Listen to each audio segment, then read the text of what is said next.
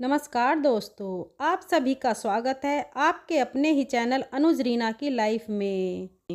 आज सुनिए माँ संतोषी की व्रत कथा। आज शुक्रवार के दिन माता संतोषी की व्रत कथा सुनना बहुत ही फलदायक होता है। बोलिए जय संतोषी माता की। एक बुढ़िया माई थी और उसके 7 बेटे थे। 6 बेटे कमाने वाले थे और एक बेटा निकम्मा था। बुढ़िया माँ 6 पुत्रों की रसोई बनाती, भोजन कराती और पीछे से जो कुछ बचता वह 7वें को पुत्र को दे देती थी। परंतु वह बड़ा भोला भाला था, मन में कुछ विचार नहीं करता था। एक दिन वह अपनी बहू से बोला, देखो मेरी माता का मुझ पर कितना प्रेम है। वह बोली, क्यों नहीं, सबका जूठा बचा हुआ जो तुमको खिलाती है। वह बोला, ऐसा भी कहीं हो सकता है क्या? जब तक आंखों से ना देखूं मान नहीं सकता। बहू ने हंसकर कहा, देख लोगे तब तो मानोगे। कुछ दिन बाद बड़ा त्योहार आया। घर में 7 प्रकार के भोजन और चूरमा के लड्डू बने। वह जांचने को सिर का दर्द का बहाना बनाकर पतला कपड़ा सिर पर ओढ़कर रसोई घर में सो गया और कपड़े में से सब देखता रहा। 6 भाई भोजन करने आए। उसने देखा माँ ने उनके लिए सुंदर सुंदर आसन बिछाए, 7 प्रकार की रसोई परोसी। वह आग्रह करके जिमाती रही। वह देखता रहा। 6 भाई भोजन कर उठे, तब माँ ने उनकी जूठी थालियों में से लड्डुओं के टुकड़ों को उठाया और एक लड्डू बनाया। झूठन साफ करके बुढ़िया माँ ने पुकारा, उठ बेटा, 6 भाई भोजन कर गए, अब तू ही बचा है, उठ, और तू कब खाएगा? वह कहने लगा, माँ मुझे भोजन नहीं करना, मैं परदेश जा रहा हूँ। माता ने कहा, कल जाता हो तो आज ही चला जा।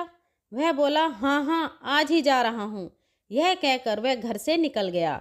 चलते समय उसे बहू की याद आई। वह गौशाला में कंडे थाप रही थी। वह उसे जाकर बोला कि मेरे पास तो कुछ नहीं है, यह अंगूठी है, सो ले लो और अपनी कुछ निशानी मुझे दे दो। वह बोली कि मेरे पास क्या है, यह गोबर भरा हाथ है। यह कहकर उसकी पीठ पर गोबर के हाथ की थाप मार दी और वह चल दिया। चलते चलते दूर देश में पहुंचा।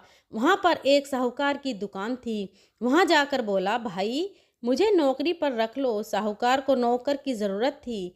साहूकार उससे बोला, तू नौकरी पर रह जा। लड़के ने पूछा, तनख्वाह क्या दोगे? साहूकार ने कहा, काम देखकर दाम मिलेंगे।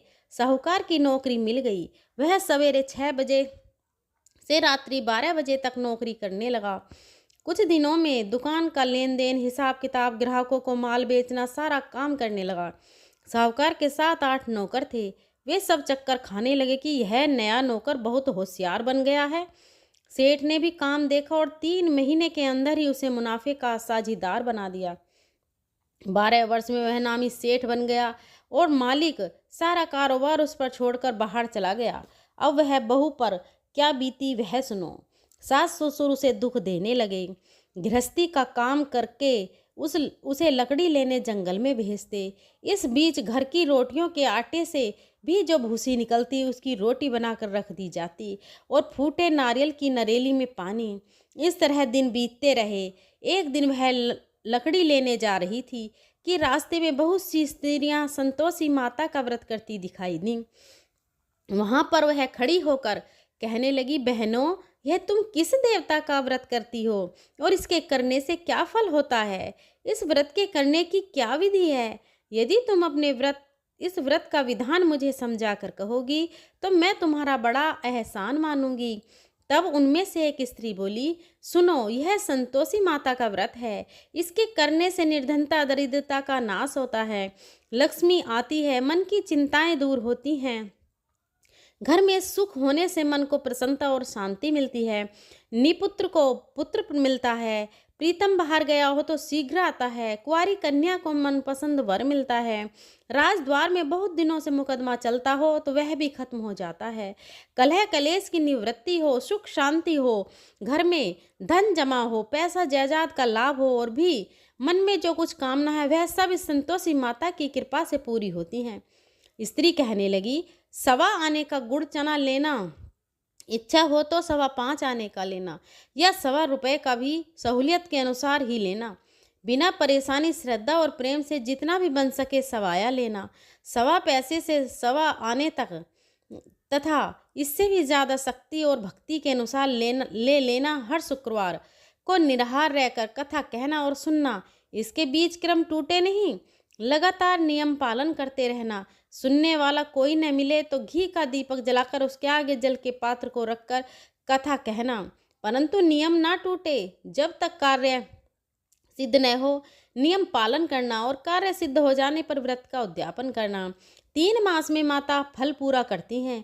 यदि किसी के खोटे ग्रह हों तो भी माता 1 वर्ष में अवश्य ही कार्य सिद्ध करती हैं। कार्य सिद्ध होने पर ही उद्यापन करना चाहिए, बीच में नहीं करना चाहिए। उद्यापन में 2.5 सेर आटे का खाजा तथा इसी अनुसार से खीर तथा चने का साग बनाना। 8 लड़कों को भोजन कराना। जहाँ तक मिले देवर जेठ भाई बंधु कुटुंब के लड़के लेना, न मिले तो रिश्तेदारों और पड़ोसियों के लड़के बुलाना। उन्हें भोजन कराकर यथाशक्ति दक्षिणा देना और माता का नियम पूरा करना। उस दिन घर में कोई खटाई नहीं बनाना। यह सुनकर बुढ़िया की बहू वहाँ से चल दी। रास्ते में लकड़ी के बोझ को बेच दिया और उन पैसों से गुड़ चना लेकर माता के व्रत की तैयारी करने लगी। आगे चली और सामने मंदिर है। यह सुनकर माता के मंदिर में जाकर माता के चरणों में लौटने लगी। इसके बाद वह माँ से विनती करने लगी कि हे माँ, मैं निपट मूर्ख हूँ, व्रत के नियम कुछ भी नहीं जानती हूँ, मैं बहुत दुखी हूँ। हे माता जगत जननी, मेरा दुख दूर कर, मैं आपकी शरण में हूँ। माता को दे आई। एक शुक्रवार बीता कि दूसरे शुक्रवार को ही इसके पति का पत्र आया और तीसरे को उसका भेजा हुआ पैसा भी आ पहुंचा। यह देखकर जेठानी मुंह सिकोड़ने लगी। इतने दिनों में इतना पैसा आया, इसमें क्या बढ़ाई है। लड़के ताने देने लगे कि काकी के पास अब तो पत्र आने लगे हैं, रुपया आने लगा है, अब तो काकी की खातिर बढ़ जाएगी, अब तो काकी बुलाने से भी नहीं बोलेगी। बेचारी सरलता से कहती, भैया पत्र आएगा, रुपया आएगा तो हम सबके लिए अच्छा है।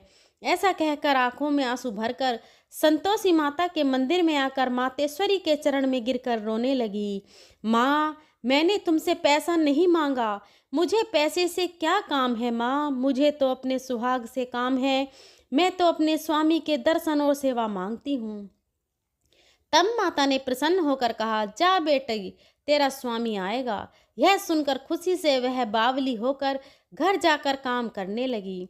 अब संतोषी माँ विचार करने लगी, इस भोली पुत्री से मैंने कह तो दिया कि तेरा पति आएगा, पर आएगा कहाँ से, वह तो इसे स्वप्न में भी याद नहीं करता। इसे याद दिलाने तो मुझे ही जाना पड़ेगा। इस तरह माता उस बुढ़िया के बेटे के पास जाकर स्वप्न में प्रकट होकर कहने लगी, साहूकार के बेटे सोता है या जागता है। वह कहता है, माता सोता भी हूँ नहीं हूँ और जागता भी नहीं हूँ, वो मैं ही हूँ, कहो क्या आज्ञा है। माँ कहने लगी, तेरा घर बार है या नहीं। वह बोला, मेरा माँ सब कुछ है, माँ बाप हैं, भाई बहन हैं, बहू है, क्या कमी है। माँ बोली, पुत्र, तेरी घरवाली कष्ट उठा रही है, माँ बाप उसे दुख दे रहे हैं, वह तेरे लिए तरस रही है, तू उसकी सुध ले। वह बोला, हाँ माता, यह तो मुझे मालूम है, परंतु जाऊं कैसे, परदेश की बात है, लेन देन का कोई हिसाब नहीं, कोई जाने का रास्ता नजर नहीं आता, कैसे चला जाऊं। माँ कहने लगी, मेरी बात मान, सवेरे नहा धोकर संतोषी माता का नाम लेकर घी का दीपक जलाकर दंडवत कर दुकान पर जाकर बैठना। देखते देखते तेरा लेन देन चुक जाएगा, जमा माल बिक जाएगा, सांझ होते होते धन का ढेर लग जाएगा। अब तो वह सवेरे बहुत ही जल्दी उठकर मित्र बंधुओं से अपने सपने की बात कहता है। वे सब उसकी बात अनसुनी करके खिल्ली उड़ाने लगे, कहीं सपने भी सच होते हैं। एक बूढ़ा बोला, देख भाई, मेरी बात मान, इस तरह साच झूठ करने के बदले देवता ने जैसा ही कहा है वैसा ही करने में तेरा क्या जाता है। अब बूढ़े की बात मानकर वह नहा धोकर संतोषी माता को दंडवत कर घी का दीपक जलाकर दुकान पर जाकर बैठ जाता है। थोड़ी देर में वह क्या देखता है कि देने वाले रुपया लाने लगे और लेने वाले हिसाब लेने लगे और कोठे में भरे सामानों के खरीदार नगद रुपए में पैसा सौदा खरीदने लगे। शाम तक धन का ढेर लग गया। मन में माता का नाम लेकर प्रसन्न होकर घर जाने के वास्ते गहना कपड़ा सामान खरीदने लगा। यहाँ के काम से निपट कर घर को रवाना हुआ। उधर बहू बेचारी जंगल में लकड़ी लेने जाती है। लौटते वक्त माता जी के मंदिर पर विश्राम करती है। वह तो उसका रोज रुकने का स्थान ही था। दूर धूल उड़ती देखकर वह माता से पूछती है, हे माता, यह धूल कैसी उड़ रही है?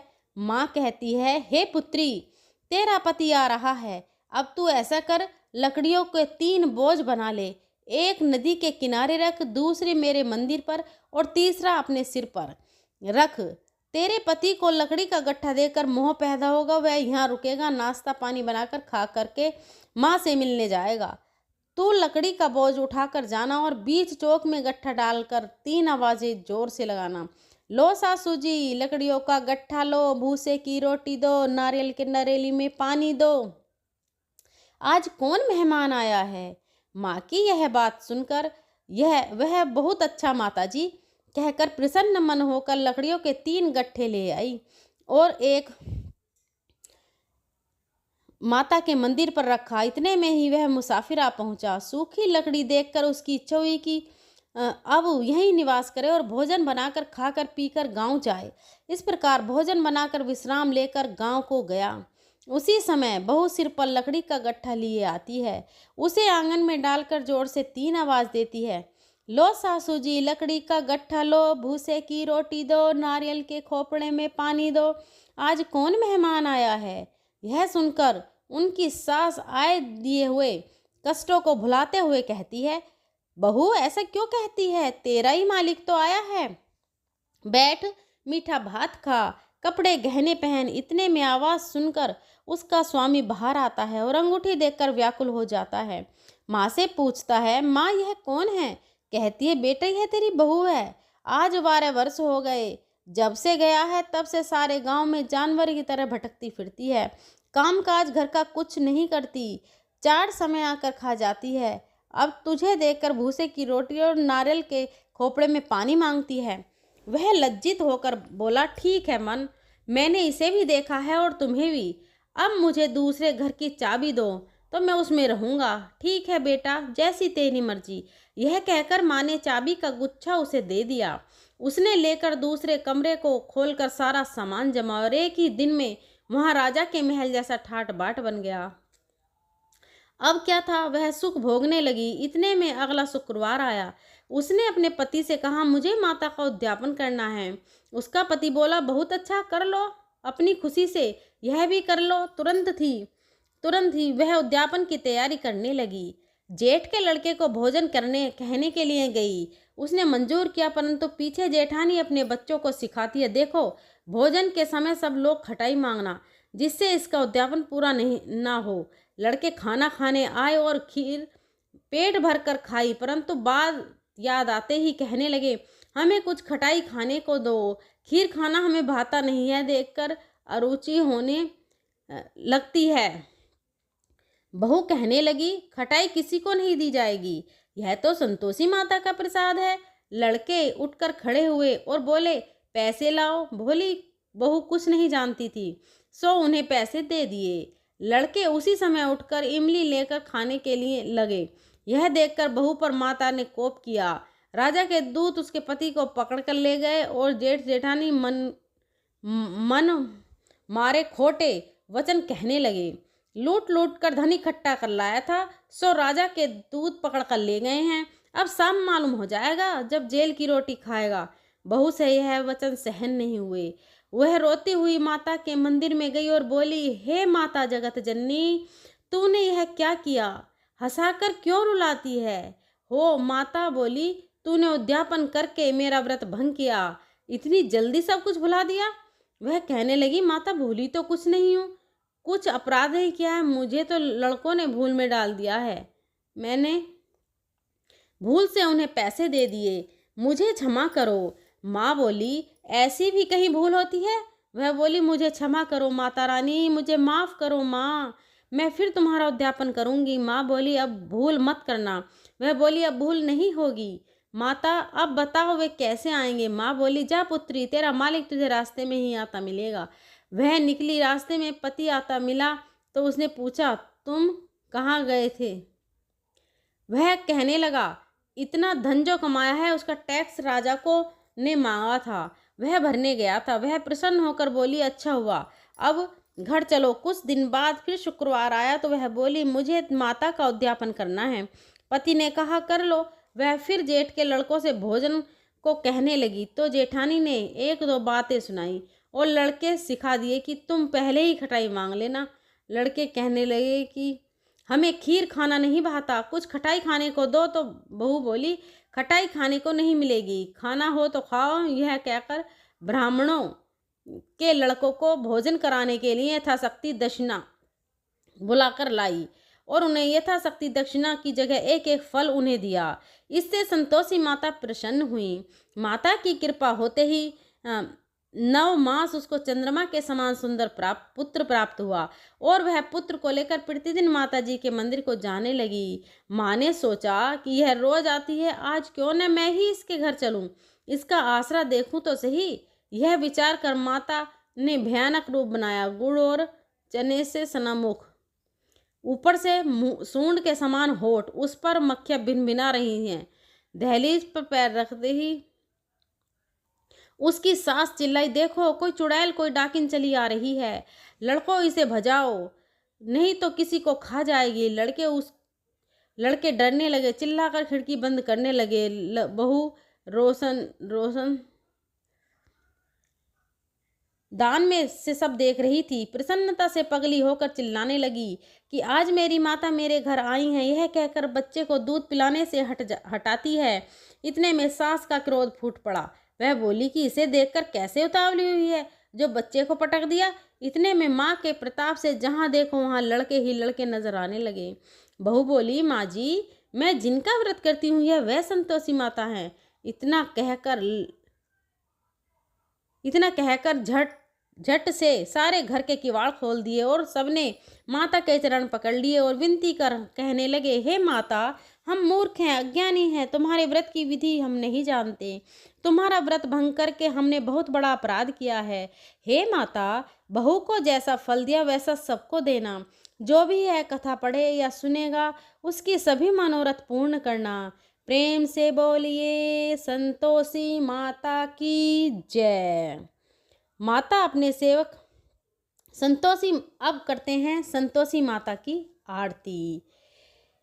जय संतोषी माता मैया, जय संतोषी माता, अपने सेवक जन की सुख संपत्ति दाता। ओम जय संतोषी माता मैया, जय संतोषी माता मैया, जय संतोषी माता। सुंदर चीर सुनहरी माधर कियो हीरा पन्ना, दम के तन सिंगालीनो। जय संतोषी माता मैया, जय संतोषी माता मैया, जय संतोषी मात। गेरु लाल छटा छवि बदन कमल सोहे, मंद हस्त करुणामयी, मंद हस्त करुणामयी। त्रिभुवन जन मोहे मैया, त्रिभुवन जन मोहे। जय संतोषी माता। माता स्वर्ण सिंहासन बैठी, चबधुर प्यारे धूप दीप धरे। मधुमेवा भोग धरे न्यारे। जय संतोषी माता। माता गुण अरुचना परम प्रियतमा में संतोष कियो, संतोषी कहलाई भगतन वैभव दियो। ओम जय संतोषी माता मैया, जय संतोषी माता। माता शुक्रवार प्रिय मानत, आज दिवस सोही। ओम जय संतोषी माता। भक्त मंडली छाई कथा सुनत मोही, मैया कथा सुनत मोही। भक्त जय संतोषी माता, मैया जय संतोषी माता। संतोषी माता के मंदिर जगमग ज्योत जले, मंगल ध्वनि छाई विनय करे हैं हमें, बालक चरणन सिर आई। जय संतोषी माता। संतोषी माता भक्ति भाव भय पूजा स्वीकृत कीजे, जो मन बसे हमारी इच्छित फल दीजे। जय संतोषी माता। संतोषी माता दुख दारिद्र्य रोगी संकट मुक्त, बहुधन धान्य भरे सुख सौभाग्य दिए। संतोषी माता, मैया संतोषी माता। ध्यान धरो जिस जानन मन वांछित फल पायो, पूजा कथा श्रवण कर आनंद आयो। जय संतोषी माता, मैया जय संतोषी माता। माता शरण गहे की लज्जा रखियो जगदम्बे, संकट तू ही निवारे दयामयी अम्बे। ओम जय संतोषी माता। जो को संतोषी माता की आरती जो कोई नर गावे, रिद्धि सिद्धि सुख संपत्ति जी भर कर पावे। ओम जय संतोषी माता।